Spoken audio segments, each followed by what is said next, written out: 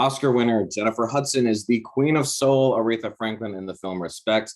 I'm Denton Davidson for Gold Derby, and Jennifer, you were chosen by Aretha herself to play this role in her life story. What was that conversation like with her, or how did that conversation go when you found out you were chosen to play Aretha Franklin? Well, first of all, it was over a 15-year time span to get to this place, to be honest. We originally met 15 years ago, right after I won the Oscar for Dreamgirls. That's when we had our initial meeting. And back then, there wasn't even a script at the time. And I remember her saying, "How are you going to portray me?" And I'm like, "Well, how would you like to be portrayed?" But it changes the game when it's like you go from being a musical fan and then now saying, okay, now portray this person. And it's difficult when you know the music as a fan, but then when you put it in the context of a film and the time frame is in, it changes things as well. So it made it more tricky when it became like portray her. But to answer your question, it was 8 years after that when she finally called me and said, "I've made my decision and it is you who I want to play me." At the time, I was on Broadway when she gave me that call. So it's always been in the back of my mind of like, anytime I got to tribute her, sing her songs, in the back of my mind, that was my audition, Yeah. And prior to her passing, you had regular communication with her. Yes. What was maybe one of the biggest lessons you learned from those phone calls or conversations that you were able to take with you onto the set of filming this? I think the biggest thing for me that gave me the ammunition and also the courage to do it is her blessing, first of all. And then knowing the subtext of being in the middle of scenes was like coming from her speaking from real life experiences that I didn't necessarily realize she was speaking from when we were speaking, until literally being in the midst of scenes where I'm like, wait a minute, she was really truly speaking from her own real life experiences. And that's when I always say, she ended up teaching me more about life while teaching me about her life. And so when I discovered those things in the midst of those scenes, it gave me more of a will, more of a desire, the motivation, the passion, because this is the most personal project to me for obvious many reasons, but it helped me, come from a more in-depth, honest place, knowing how true it was to her. And you're one of the best singers in the business. That's not a question. I'm saying that. If there's anyone that can sing Aretha's music, it's you. But you're not Aretha Franklin. You're your own artist, and she's her own artist. So what did you want to take away from yourself and embrace in her, maybe vocally or certain musical choices, to make sure it's not Jennifer Hudson sings Aretha Franklin, it's Jennifer Hudson is Aretha Franklin? That was the trickiest part. And the thing that I sat with the longest and the most and contemplated over, I was like, what am I supposed to do here? First of all, how do I approach this? And then the first takeaway was, you're Jennifer Hudson, the actress, not Jennifer Hudson, the singer. And you're portraying Aretha Franklin. You're not coming here as yourself. So as an actor, right off the bat, Jennifer takes a back seat. I recall being in the middle of a scene and the extras was expecting to hear Jennifer, the big mouth voice. And then they said, she's not singing like herself. And then they said, oh, wow, she's Aretha. And it's like, right, yes, Jennifer Hudson is the actress, but I'm acting. So when I'm acting, the acting takes precedent. And with that, to develop the character, it's like, okay, vocally, it was so many layers to her. So musically, there's a musical journey with the arc. She starts out at 17 singing, at least when my Aretha comes in. Yeah. At the time, Jennifer's a 39-year-old woman having to give you the arc vocally in a timeline because her voice was more youthful. Her style wasn't as evolved, although it was Aretha Franklin, so it was still evolved, but you get where I'm going. Right. So it's like you have to consider that and being able to tell the story vocally. And then, so the overall trick was to, at least the medium to come up with, is to use her vocal nuances, the signature sounds that we are used to coming from her approach. I worked with Tom Jones, a dialect coach, and we studied both of our instruments to see, okay, we discovered our instruments are built a similar, but no, built differently, but can lend to the same things. You know, he said she sings from the top of her head. Well, where do I sing from? You sing from your feet. I don't even know what that means as far as myself goes, you know, but it's something to know when you're developing another character, especially when it's a vocalist that's world renowned. Everybody knows her. We all know her sound. So it's like, okay, use her nuances and her certain riffs or her approach versus my own, you know. But what made it difficult is all the music was live, but when you're putting it in the context of a narrative in a film, then it changes it from being a song and then having to approach it through emotion of the story, of the circumstances and the situation. So when my emotions needed to come through, then it was like a battle of like, okay, how do I straddle the fence? Because I need this to be as honest as possible to tell the story. You know what I mean? So it was a huge thought process in a lot of ways. Well, and even the mannerisms you have down so well, the way she moved, and the facial expressions, you know, she gave a good facial expression. Was there footage that you had to research and look back on, or did you just know enough of that just knowing her, and was that enough for you to go off of? Definitely, it was a lot of research involved. And again, like I was just saying earlier, it's a difference in when she would sing a song in church versus when she's performing commercially on the stage. There's a difference. It's also a difference as an artist, a radio record and how you sing it or what we're used to hearing versus how that artist would perform it live. And when you're doing a biopic of someone, their fans are going to come and see it.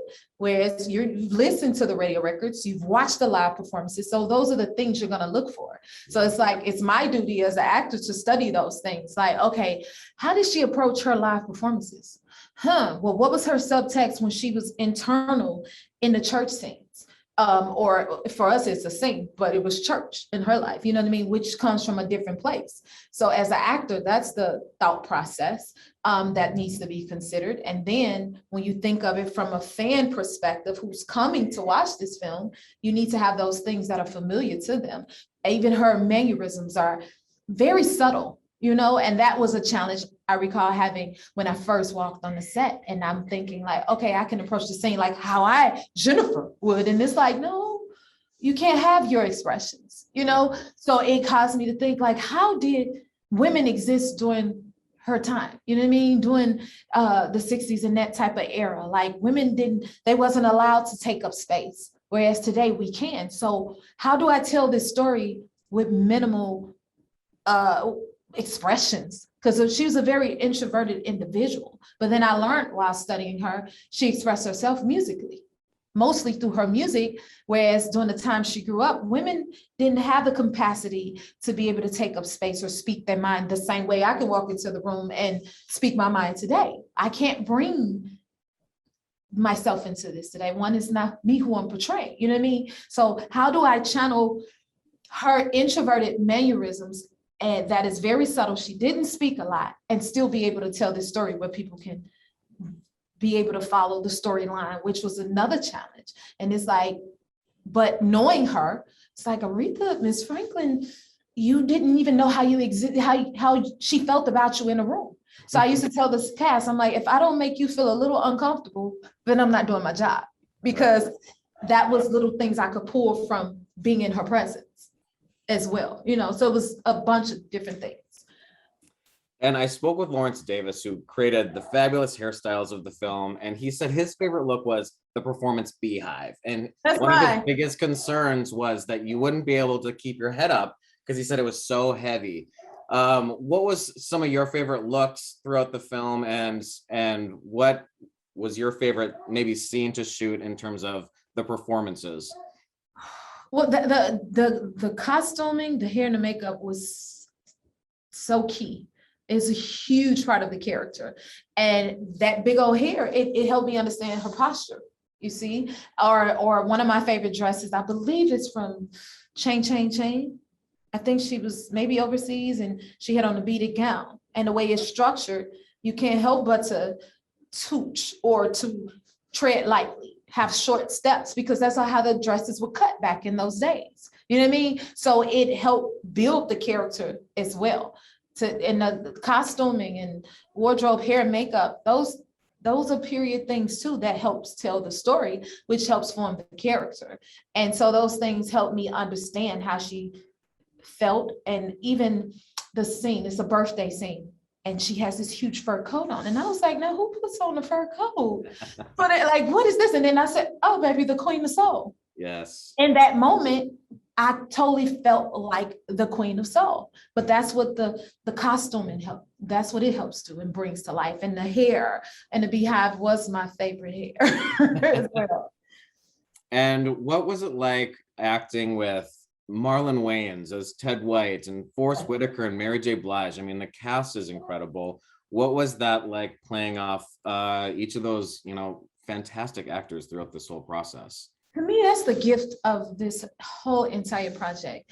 Everyone, when I say every department from start to finish, from the DP, the director, the extras, and everybody in between, everyone was there on one accord out of love and respect for Miss Aretha Franklin. Like every department, there was not a day that went by nobody wanted to be there. We were all in 100%. Working with Marlon Wayans was a dream. He's now my favorite co-star. He's close. They're about tit for tat. But Marlon, the way his vision for his TED was amazing. So we were able to just try to make it. I think the trick for us all was not to emulate or imitate something, but live it. Yeah. Really become it. And we were all able to do that. And then Audrey McDonald, having her, oh my God, it was like film school, along with Forrest Whitaker as well. It's like people like that who come to set to their stature. You just feel like you're in film school and you want to learn, Forrest will set the tone where we're all there like, okay, we're watching the coach right now, and then Mary J. Blige. That was one of the toughest scenes for me. Why? Because it's like, wait a minute, you got Jennifer Hudson, Mary J. Blige playing Dinah Washington and Aretha Franklin. What? And then Mary is the queen of hip hop, what she represents today. You see what I'm saying? So it took a lot of okay, girl, get into character. You know what I mean? Because the reality and what it represents and what she represents today is enough. Right. Does it make sense? Yeah. No. Audrey McDonald and what she represents. So, but I mean, that's what's necessary for the Queen of Soul. At the same time. I love that scene with Marion. She's just letting in the bar, and she's just letting you have it. She's like, you don't know what you're doing. That was one of my favorite scenes. Mine too. But speaking of legends, you write a song for the soundtrack as well called "Here I Am Singing My Way Home" with Carole King, who's very intertwined with Aretha Franklin as well. She wrote "Natural Woman," of course. What was it like working with Carole King on a song? And I mean, she's one of the greatest songwriters of all time. It's every bit of what you're saying. What else is there to say? That was, first of all, it was genius of Jamie Hartman, who was another songwriter on the song, who was like, Carole King. And that stopped everything. I was like, Lord, Carole King needs to come in and help write this song. And it was such a blessing that she would step in and help write the title track. And it just, to me, it sealed it all because it put the narrative of the film into a song. And it couldn't have been more authentic and honest because she spoke from her real life experience with Miss Franklin, and I did the same. And the magic happened because she had came up with this whole theme of the song without even seeing the film that paralleled perfectly to the film. And I think it's because she could speak from her real experience. And that's what it was for her and for myself as well. So it couldn't help but to come together. And then for her to say, Jennifer, you should write on this song. And when I think back to Miss Franklin always telling me, Jennifer, use your voice. And then Carole King comes in and say, Jennifer, use your words. You know what I mean? So it's power in that. And that brings me to all the women that's led throughout the film, from the director to the writer. And then you have Carole King writing and things like that. And that's what Miss Franklin, that's what her legacy was. She was a powerful woman. So what better way to pay tribute to her than to have the cast and everything being led by women, Yeah. And Jennifer, I have to ask you about your ego. And by that, I mean, of course, your Emmy, your Grammy, and your Oscar. Yay. You got your Grammy from Whitney Houston. and you got an Oscar from George Clooney. You got an Emmy, maybe in the mail. I'm not sure about your Emmy. But can you tell me, what was that like to get an Emmy or a Grammy, I'm sorry, from Whitney Houston? Because I know she was another one of the people you looked up to. You know what, sir? It kind of outshined winning the Grammy for me, getting it from Whitney Houston. And Whitney is the era that I grew up off of, and as a little girl, I used to sit in my mother's hallway singing. I created my own duet between me and Whitney singing I Will Always Love You. And then to fast forward, and you mean to tell me I get my first Grammy from Whitney Houston? Like that still blows my mind to this day. That's the thing that comes to mind first, it still blows me away. So that kind of like took the moment. If I could have took Whitney home for the Grammy, I would have.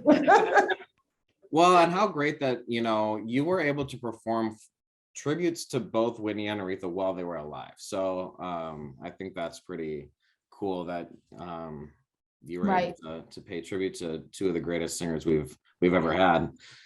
And you're one award away now from an EGOT. So can we expect you to go back to Broadway at some point, either as an actress or maybe even a producer of a play or a musical? I hope to, it would be a dream to do that and to achieve that, but until then, I'm grateful for my ego. But I definitely want to go back in some capacity and just experience that again in maybe a different way or in the same way, but I definitely expect that at some point. Right. And it is a great ego. Jennifer, thank you so much for discussing your incredible work on Respect with me today. To our viewers, head over to goldderby.com, make those awards predictions, and check out more interviews with top contenders like Jennifer Hudson. Again, Jennifer, best of luck with everything, and congratulations on your incredible performance on Respect. Thank you. Thanks for having me.